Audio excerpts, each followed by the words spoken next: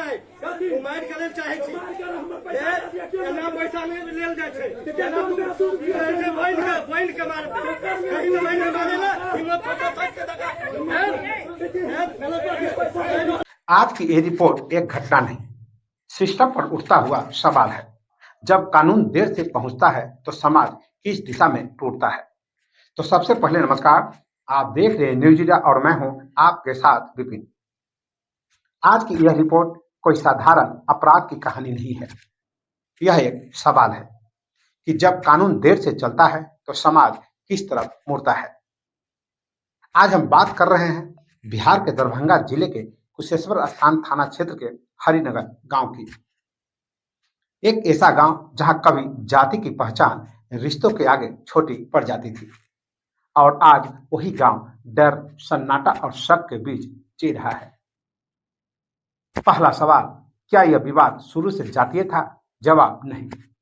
अब तक सामने आए तथ्यों और दोनों पक्षों के बयान और प्रशासन की स्वीकृति से यह बात साफ होती है। विवाद की जड़ पैसों का लेन देन था।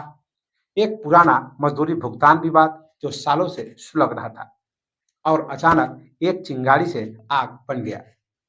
तो सवाल उठता है, तो गलती कहां से शुरू हुई? यहीं से इस व्याख्यानात्मक रिपोर्ट का असली सवाल शुरू होता है। सवाल दूसरा, अगर पैसा बकाया था तो क्या हिंसा जायज थी? जवाब बिल्कुल नहीं। कानून कहता है पैसों का विवाद थाना, अदालत और मध्यस्थता से सुलझता है। मारपीट किसी भी स्थिति में न्याय नहीं है। अगर मजदूरी बकाया थी तो उसका भुगतान जरूरी था। अगर भुगतान को लेकर विवाद था तो कानूनी रास्ता मौजूद था। लेकिन हिंसा नैतिक और कानूनी दोनों ही स्तर पर गलत है। सवाल तीसरा, पहली एफआईआर के बाद पुलिस ने क्या किया? 30 जनवरी को एक पक्ष ने थाने में एफआईआर दर्ज कराई। आरोप गंभीर थे, हमला, लूट और जान से मारने की धमकी। लेकिन यही सबसे बड़ा सवाल उठता है, क्या पुलिस ने उसी वक्त शक्ति दिखाई? क्या गिरफ्तारी हुई? क्या गांव में तनाव को भांपकर सतर्कता बढ़ाई गई? स्थानीय लोगों का आरोप है पुलिस की निष्क्रियता इस पूरे विवाद को भड़काने की वजह बन गई और यही वो बिंदु है जहां कानून की देरी सामाजिक हिंसा में बदलती दिखी। सवाल चौथा, जब पुलिस ने कार्रवाई नहीं की तब क्या हुआ? तीसरे दिन गांव में कानून का भरोसा टूट गया। नाराज और हताश पीड़ित पक्ष ने खुद न्याय की कोशिश की। क्या यह सही था? जवाब नहीं। कानून हाथ में लेना भले ही गुस्से में हो, लेकिन इससे सिर्फ नुकसान होता है। इसी हमले के बाद गांव में सामूहिक हिंसा फैली। यहां से विवाद व्यक्तिगत नहीं रहा। सवाल पांचवां, यह मामला जातीय कैसे बन गया? यह सबसे संवेदनशील और अहम प्रश्न है। दूसरी एफआईआर में 70 नामजद आरोपी बनाए गए। 100 से 150 अज्ञात लोगों को जोड़ा गया। यहीं से डर, अफवाह और तनाव पूरे गांव में फैल गया।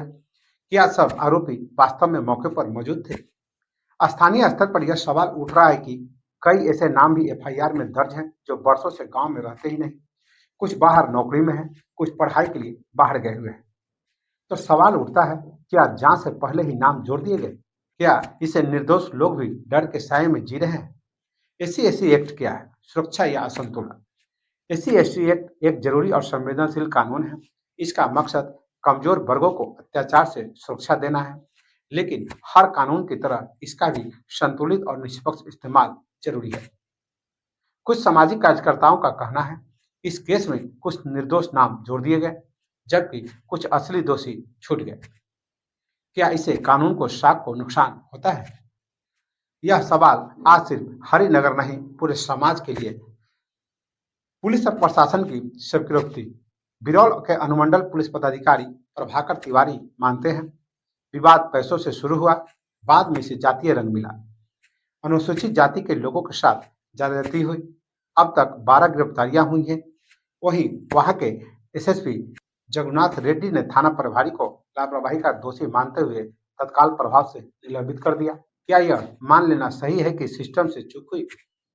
कम से कम एक स्वीकृति उसी ओर इशारा करती है। गांव की आज की तस्वीर।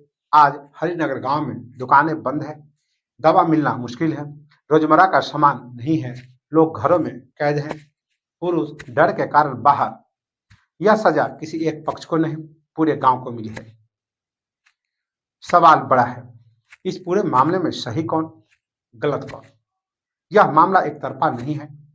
मजदूरी न देना ये भी गलत बात है, हिंसा करना ये भी गलत बात है, पुलिस की देरी ये भी गलत बात है, हाथ में कानून लेना ये भी गलत है, लेकिन अत्याचार के खिलाफ खड़े होना ये बिल्कुल सही है।